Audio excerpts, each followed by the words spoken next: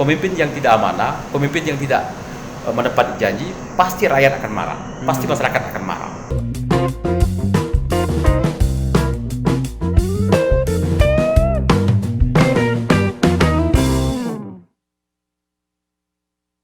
Halo Bang Cimece, sanak dulur, jumpa lagi dengan Sersan Daeng. Kali ini Sersan Daeng ditemani oleh anggota Majelis Pertimbangan Dewan Pimpinan Wilayah Partai Amanat Nasional Sumatera Selatan, Donci Muhammad.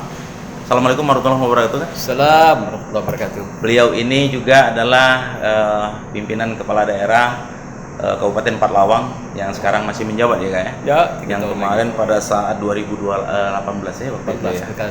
Nah, Kak, ini kita ini bincang-bincang, katanya kemarin aku dengar kabar juga Kakak itu optimis di pilkada sekarang 2020 di bulan Desember nanti PAN mengusulkan kadernya itu 3 harus jadi. Nah ini mungkin bisa dijelaskan kan? Saya klarifikasi, saya berkeyakinan di Daeng 7 yang kita usung dari PAN itu optimis kita akan jadi pemenang. Dari 7 itu 2 yang kader murni. Yang lain kita ikut bersama partai-partai lain, bahkan kader partai lain. Tapi dari 7 yang kita usung itu, PAN optimis akan memenangkan pertarungan. Memenang pertarungan ya. 9 Desember 2020. Nah, kan ada di kabupaten itu di Sumatera Selatan yang rencana nanti akan berlangsung pilkada. Itu kan ada petahana di situ. Mungkin Kando dulu juga apa istilahnya melawan petahana kayak itu.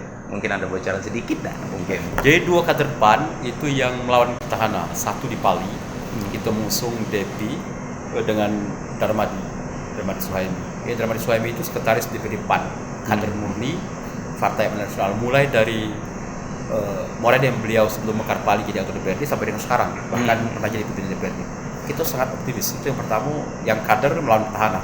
Kemudian yang kedua di Musirawas, kader juga ya, Ratna Mahmud, malah calon bupati, wakilnya waktu sekarang Bu Suwarti. Dua-duanya melawan petahana. Nah, kita yakin betul, insya Allah di 2 daerah ini kita akan memenangkan pertarungan.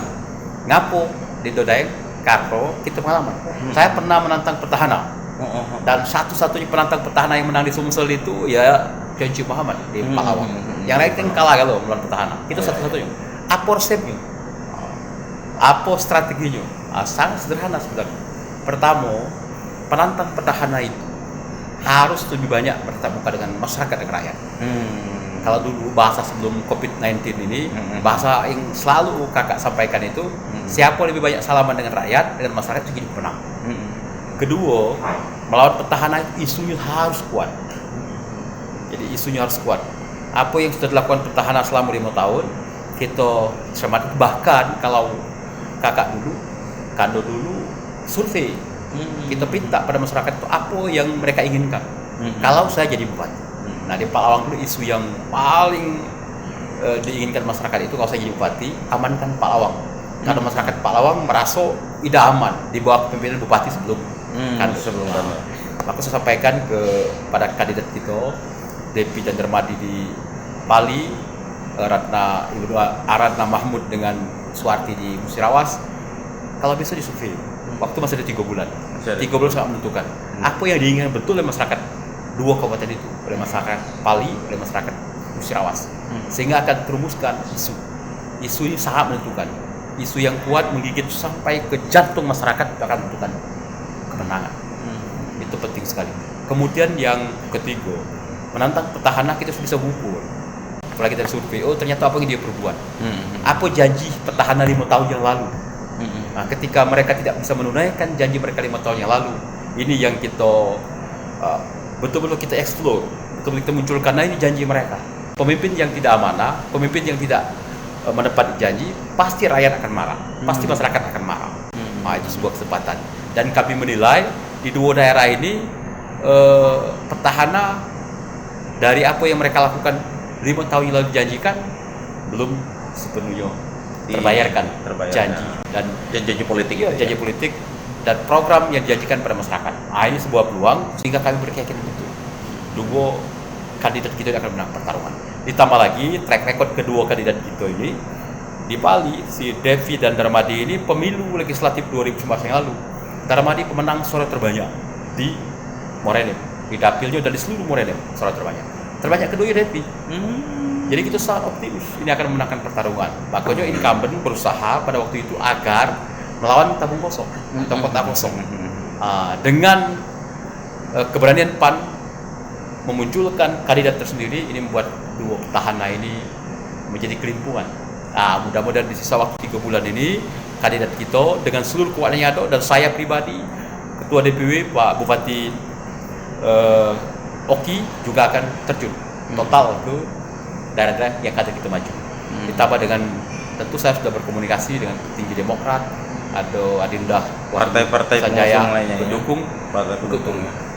Kita sudah banyak di Pali itu 3 partai pengusung, PAN, Demokrat dan Hanura. 3 dia akan turun full. Adinda Wahyu Sanjaya sebagai petinggi Partai Demokrat juga cukup berpengalaman ketika mengusung mereka. Di 2018 orang tidak menyangka Ahmad Yani dengan Juwarsa akan menangkan pertarungan di Morenim. Ternyata menang, dan itu think tanknya Wahyu Sanjaya dan kawan-kawan. Orang tidak pernah menyangka bahwa Ci Ujang Haryanto akan memenangkan pertarungan di Lahan. Ngapo? Survei sama dengan H-14 itu survei mereka masih baru separuh. Penantang mereka pada waktu bursa paling tinggi 44%, karena saya tahu persis, saya sahabatnya bursa melihat hasil survei itu, sementara Ci Ujang baru 17%. Itu H-14, bayangkan. Tapi begitu ternyata dalam pertarungan Ci Ujang menangkan pertarungan. Ahmad Yani memenangkan pertarungan. Yang mereka lawan notabene adalah incumbent, karena yang maju Bu Sinta, istri Bupati saat itu, Muzakir Saisuhar atau Kak Caku, atau bisa menang pertarungan. Nah, mudah-mudahan strategi seperti ini rahasia dapur. Kalau strategi hari akhir tidak boleh kami ceritakan. Tapi itu yang terjadi. Insya Allah dua kandidat kita ini akan menangkan pertarungan di Pali dan Cirawas. Kita sangat optimis. Nah, Mang Cek Becek sana dulu ya. Sudah dibuka ya. Ini sedikit kunci-kuncinya ini untuk memenangkan pertarungan ketika adu dulurnya, sanak-sanaknya yang mungkin nanti bertarung di Pilkada Sumatera Selatan di Desember bulan nanti. Nah, inget-inget pesan kakak kita tadi itu mudah-mudahan apa yang kita disampaikan ke kakak Donci tadi itu bisa bermanfaat. Kalau bisa didukung, kalau tidak pun didoakan. Ya, persoalan beda pilihan itu biasa. Tapi jangan nak ribut, jangan kubawa ya. Demokrasi itu harus sama dulur. Demokrasi itu berbeda karena indah ya. Indah dan tali silaturahmi harus tetap. Tari teratur. Bhinneka Tunggal Ika ya. Beda pilihan tapi tetap satu jiwa ya. Satu jiwa. Oke. Kando, selain kita berbicara masalah tadi kader kita tadi, kan rencana ini kan bulan Desember ya? 9 Desember. 9 Desember. Takutnya Covid ini masih ada, Kando. Nah, cak mana? Mungkin dari pendapat Kando, sistem pemilihan yang mungkin akan kita langsungkan di Desember nanti. Karena itu sudah konsensus nasional, kan sudah kesepakatan bahwa Pilkada 2020 Pilkada serentak tetap dilaksanakan. Kan konsensus ini dari pihak pemerintah, kemudian dalam negeri, DPR RI, penyelenggara pemilu, KPU, Bawaslu sudah bersepakat kan. Nah, menurut saya, memang sekarang ada suara-suara yang menginginkan agar ditunda. Tidak perlu, karena kita tidak tahu kapan. Iya, benar. Kapan pasti lagi berakhir COVID ini. Benar. Itu cawer. Vaksin sampai hari ini tetap belum bisa ditemukan. Oleh sebab itu, lebih baik tetap laksanakan di 9 Desember ini. Tapi kita mengingatkan betul pada pasangan calon, pada penyelenggara, ya, KPU, Bawaslu, bahwa harus komit, harus konsisten dengan standar kesehatan itu, standar penanganan COVID. Itu yang harus dilakukan oleh pasangan calon, oleh penyelenggara. Siapa yang melanggar, pasangan calon dengan ketentuan menerapkan protokol kesehatan sesuai dengan standar WHO, itu harus diberi sanksi. Kan Menteri Dalam Negeri sudah memberikan teguran terhadap 63 kepala daerah, 63 pasangan calon yang incumbent, termasuk di Sumatera Selatan. Ada beberapa kepala daerah yang diberikan teguran. Ini teguran awal, dan kemudian diberikan teguran kalau tetap melanggar protokol kesehatan, maka mereka harus siap-siap didis dalam pertarungan ini. Jadi tentang ketegasan pemerintah, ketegasan penyelenggara, itu yang penting. Tapi Pilkada serentak 9 Desember 2020 menurut saya sudah sebuah keharusan, dan ini sudah konsensus, tidak boleh diundur. Kalau diundur banyak sekali sisi negatifnya. Pertama, dari sisi persiapan insya Allah sudah matang, sudah penetapan pasangan calon. Kalau ditunda agak susah. Kemudian yang kedua, kesiapan penyelenggara sudah dipersiapkan dengan seluruh perubahan PKPU yang mengatur tentang pilkada di zaman pandemi COVID-19 ini. Itu dia. Paling tidak kalaupun dilaksanakan, kita harus tetap menggunakan protokol kesehatan. Itu syarat mutlak. Ya kan? Syarat mutlak, bukan paling tidak, syarat mutlak. Harus salah mutlak. Nah, kan dok, ketika beberapa waktu yang lalu kan dok, kan ada musyawarah tuh di OKI pada saat itu. Mungkin di situ ada faksi di situ, ada yang mengatakan, oh ini kenapa kok kumpul-kumpul tidak PAN kumpul-kumpul katanya kan, tapi tidak melakukan protokol kesehatan. Mungkin bisa diklarifikasi kan dok? Oh, kejadian pada saat terlepas dari ini tadi ya, internal PAN. Internal PAN-nya sekarang. Saya mengklarifikasi dan sungguhnya sudah diklarifikasi oleh Pak Iskandar. Tuduhan bahwa pada waktu rapat koordinasi di OKI atau di Kayu Agung beberapa waktu yang tidak menggunakan standar protokol kesehatan itu tidak benar. Waktu itu dari sejak awal menggunakan protokol kesehatan. Mereka yang datang dicek suhu sebelum masuk, kemudian pakai sanitizer, pakai masker, duduk berjauhan, diatur standar. Seluruhnya menggunakan protokol kesehatan pada waktu itu. Tidak mungkin seorang kepala daerah yang juga ketua partai menyelenggarakan rapat tanpa melalui protokol kesehatan. Nah itu betul-betul kepala daerah yang tidak ngerti aturan. Oke. Mungkin Pak Iskandar seperti itu. Oke, artinya sudah Dan saya saksi mata, saya hadir. Hadir di situ ya? Hadir pada waktu itu. Oke, jadi ini sudah terklarifikasi. Bicek ya, jangan lagi buat isu yang tidak benar. Panilah bagus, artinya sesuai dengan protokol kesehatan ya. Tidak usah lagi nanti isukan lagi. Nah, kan dok, ada lagi bukan pertanyaan, jadi ada isu katanya akan melakukan musyawarah ya. Bukan isu pasti. Pasti ada rencana musyawarah wilayah. Ada rencana musyawarah wilayah PAN Sumatera Selatan. Katanya ini ada dua kubu, ada dua faksi, tapi sekarang beralih kepada DPP kata untuk menentukan. Kira-kira bisa dijelaskan? Iya. Di partai politik itu ada faksi, ada kubu, ada kelompok, itu biasa. Parpol. Namanya partai politik ya? Iya, partai politik. Wong politik itu pasti seperti itu. Dinamika yang ada tentang kubu-kubuan ini, kelompok-kelompok ini itu dalam rangka membesarkan partai. Kalau ingin dikatakan ada kubu Iskandar, kubu Umar Halim, saya diidentifikasi kubu Iskandar. Sebenarnya dua-duanya orang dekat saya. Pak Iskandar ketua DPW saya sangat dekat. Pak Umar Haji Halim beliau sekretaris saya sangat dekat. Tidak ada persoalan secara pribadi ya. Cuma soal pilihan mungkin berbeda. Beliau ingin maju lagi, saya bersama Pak Iskandar ingin maju ketua DPW, soal pilihan. Bagi saya, pesan saya kepada semua kader, kepada semua pengurus, ikuti mekanisme, jago kepentingan partai. Kalau beda pilihan itu biasa, 5 tahun sekali kita berkompetisi, yang menang merangkul yang kalah mendukung yang menang, insya Allah partai akan besar. Pada saatnya 5 tahun kembali, berkompetisi lagi. Itu. Saya sendiri mengalami itu, 5 tahun yang lalu, saya penentu di DPP. Ketua Bepilu, ketua KPPN, urusan partai di DPP itu saya yang zaman Pak Hatta jadi ketua umum DPP PAN dan Mas Taufik sekjen. Kemudian di Kongres Bali, Pak Hatta kalah 6 suara dengan Bang Jul. Saya tak masuk pengurusan. Bahkan Pak Amin Rais ngomong pada waktu 3 orang yang tidak boleh masuk DPP. Nomor 1 itu saya. Karena ketua tim Hatta Rajasa. Sudahlah, bukan kita begitu tidak masuk pengurusan, lari buat partai baru, pindah partai bagi sana. Kalau bisa berpartai itu sekali seumur hidup.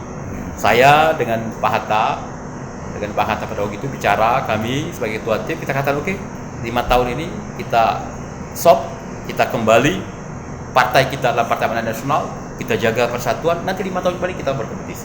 Nah, itulah ya, Mancek Bicek ya, yang nonton acara ini, mungkin ada juga kader-kader PAN gitu ya kan. Ini arahan daripada salah satu anggota Dewan Pertimbangan Partai Amanat Nasional DPW Sumatera Selatan. Tunggu dulu, jangan kemana-mana, jangan juga ada yang nak lewat dulu ya.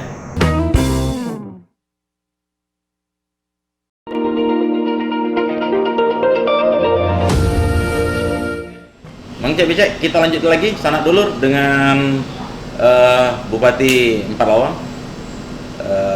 Kita bincang lagi mungkin terakhir ini ulasan ataupun juga arahan dari Kando selaku kader PAN ya kan, ke depan apa harapan Kando untuk kader-kader kita biar tetap marwah PAN ini tetap berjaya dan mungkin juga terus berkibar di Sumatera Selatan. Para pemirsa, Mang Cek Bicek sebagai kader Partai Nasional, saya mengharapkan pertama untuk pilkada di 7 kabupaten kota agar pemilihan ini hak suara seluruh kader PAN itu tegak lurus dengan putusan DPP. Apa yang sudah diputuskan DPP yang kita usung, saya mengharapkan agar seluruh kader Partai Amanat Nasional, simpatisan Partai Amanat Nasional, pendukung Partai Amanat Nasional memilih yang diusung oleh PAN. Ada 7 daerah.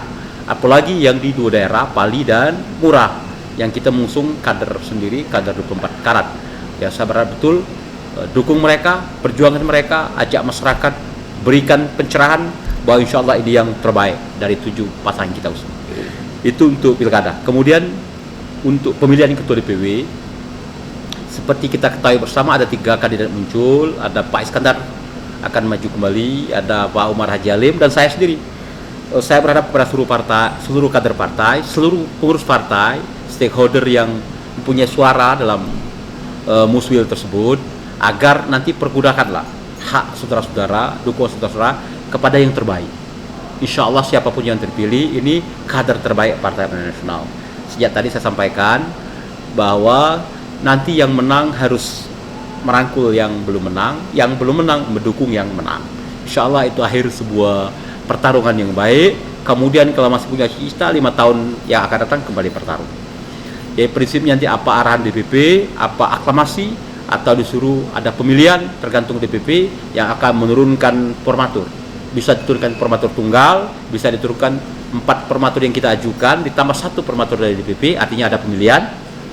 Atau diturunkan semua calon formatur yang sudah sampaikan, ada 8 calon formatur, artinya dipilih oleh yang punya hak suara, mulai dari pengurus harian DPW, kemudian ketua sekretaris DPD, ditambah para ketua cabang di seluruh wilayah Sumatera Selatan. Gunakanlah hak itu. Bagi saya, apapun yang diputuskan DPP, itu yang harus kita dukung, itu harus kita laksanakan. Baik nanti DPP mengeluarkan formatur tunggal atau formatur 4 dari 8 yang kita ajukan ditambah 1 formatur dari DPP, bermusyawarahlah formatur itu berpengurusan, atau nanti DPP menurunkan 8 formatur calon formatur yang kita ajukan, semuanya diturunkan untuk dipilih 4.